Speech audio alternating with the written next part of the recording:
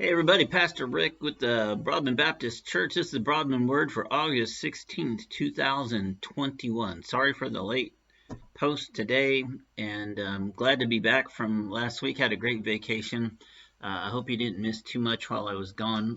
So listen, we're going to talk about initial public offerings. I know you might recognize that from the business world or something you heard on news, but it is the big dream of many business people to have an initial public offering. Signifies that they've gotten their business to a point after years of hard work where it has enough value to issue stock, and the public is going to be interested in it. That's the public part of the IPO.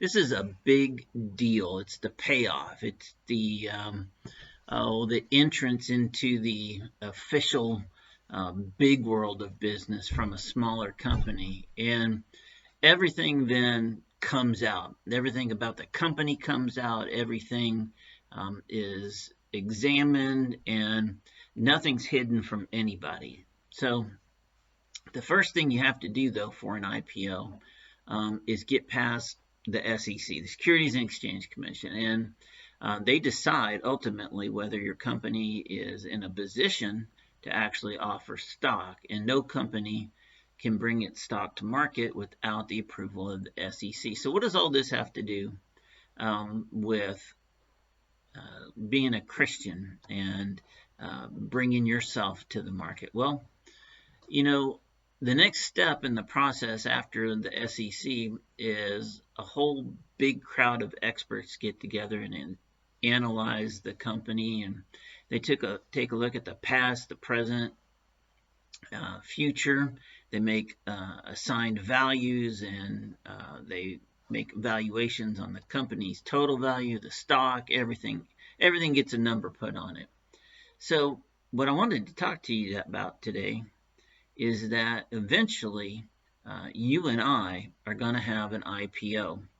Our IPO happens, though, at the end of our time here on earth, when we pass physically into our citizenship in heaven. God then is like the Securities and Exchange Commission in this process. He decides yes or no based on our authentic faith, how we walked with Jesus, his payment for our sins. The price paid was so huge, though, we can't even really truly conceptualize or fathom it. And so if you think about it, the cost was the Creator's only Son. And all the good intentions in the world, all the well-meaning in the world are not going to matter on our IPO day. You either know him or you don't. It's really pretty simple, pretty straightforward, not as involved as all the hijinks that have to go on with getting a business into the public market. So once we've cleared the entry process, we'll see how it is our work we did here mattered, what value we truly created according to God, what our reward is, that gets decided by God based on what we've done with our lives, and how much did we love and how much did we serve others.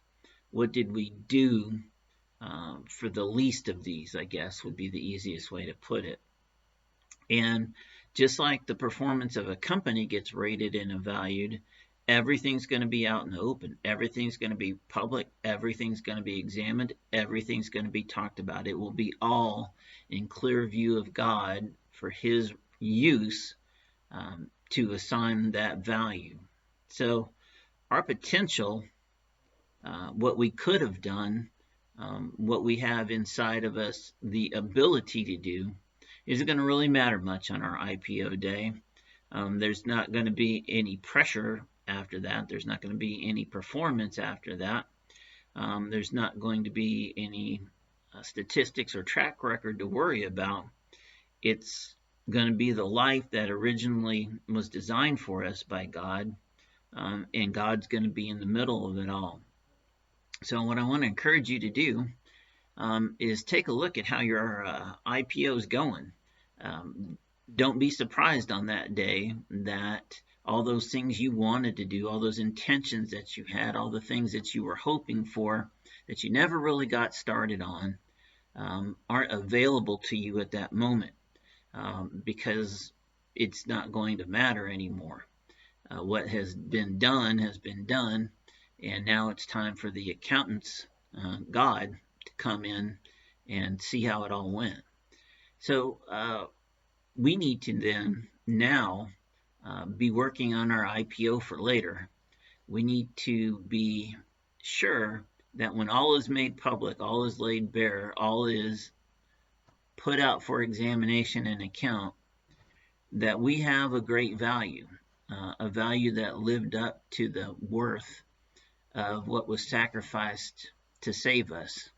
Now, I don't think we could ever really reach that point of equaling the value of the life of Jesus Christ, but our mission is to do what we can while we're here, to walk in his steps and walk Christ-like and get closer to him each and every day. It's called sanctification, if you like a big word for it. So listen, get a plan together. Don't count on tomorrow. Whatever potential you have, realize it now. Start on it now, because we only have so much time and none of us knows how much it is. You don't want to be leaving anything behind, or as they say, leaving anything on the table. You want it all spent before you go. Listen, I love you. You have a wonderful rest of your day. I'll talk to you next time.